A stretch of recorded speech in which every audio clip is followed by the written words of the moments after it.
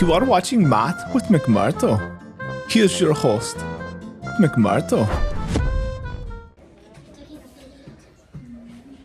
Ladies and gentlemen, boys and girls, children of all ages, Lucy entered the chamber of the moon pearl.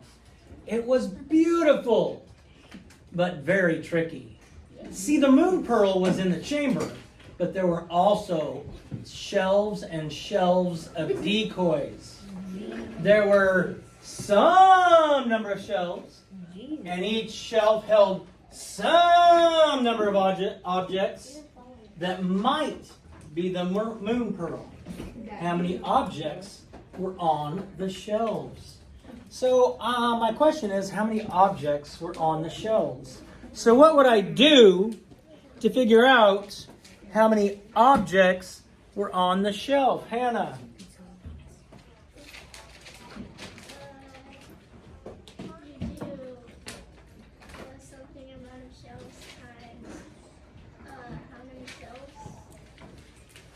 Okay, so the number of shelves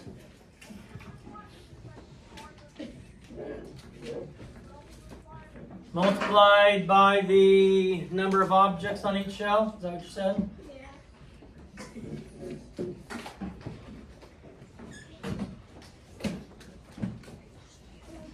Okay, anybody disagree? Anybody have a different way?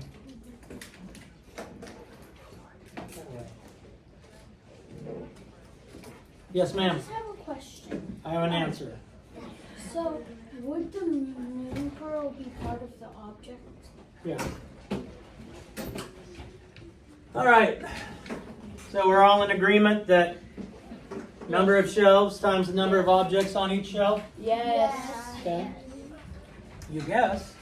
Yes. Yes. All right, so let's say there were 35 shelves, and each shelf had 141 objects. 141 objects. So the total is going to equal, number of shelves, is what I've written down here, is 35. Times the number of objects per shell is 141. Remember, a number right next to parentheses means you multiply. First thing we have to do is what? No. Estimate. Estimate. Good. So, do you want to change 35 to anything? No. 30, okay. And do you want to change 141 to anything? No. Yes. No. No. Me? Yeah. 140. 140. Nope. Okay, so if we do our estimate, 30 times 140. We're multiplying our estimate. I've got two zeros here at the end. 3 times 4 was what? 12, thank you. Why would 3 times 4 be 0? 3 times 1 is? 3. Plus 1 is? 4. 4. So my estimate is 4,200. Now, is my estimate going to be more than or less than the actual product? Less than. My estimate's going to be less than. Why? Because. Waylon? Because you made the number smaller. Good. I made both of these smaller, which means this, my estimate, is going to be smaller than the actual product. Product is the answer to a multiplication problem. So now, different ways to solve.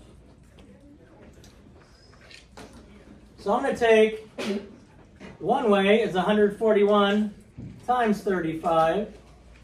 I can do 140 and 1. 30 and 5. I can do 141 times 5 and 141 times 30. So those are 3 ways I've shown you. Some of you came in here knowing the lattice method already. So it should be easy peasy raw chicken squeezy. Let's do each of these. I'll show these 2 different ways to do it. All right. So 5 times 1 is 5. 5 times 4 is 20. 20. So I have 20 tens, or 0 tens and 2 hundreds. 5 times 1 is 5. plus 2 more hundreds. 7. Okay, so I have 705.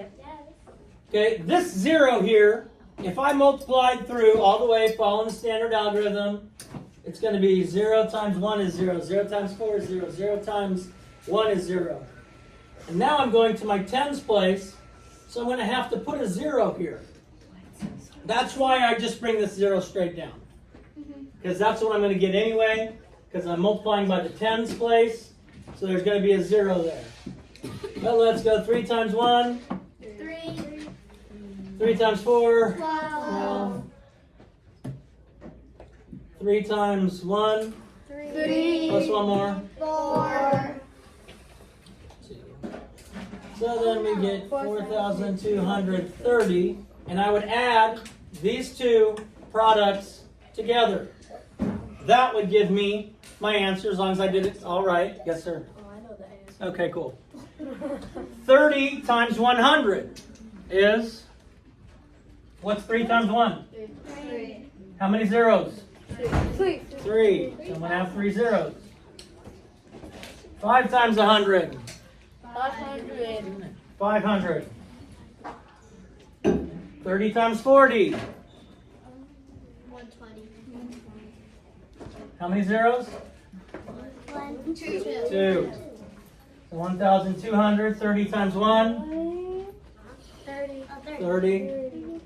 5 times 40. What's 5 times 4?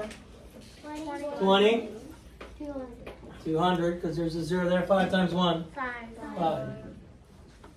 And I would add all that up, and that would give me, hopefully, the same thing I get here when I add these 2 together, or the same thing I get here when I did my multiplication here. You know at least 3 different ways to solve multiplication problems. At least 3 different ways to solve multiplication problems. Boom! Shakalaka. Peace out. God bless. Love you. Do some kind today. Save the bees. Please subscribe. This has been Math with McMurtle. Bye bye.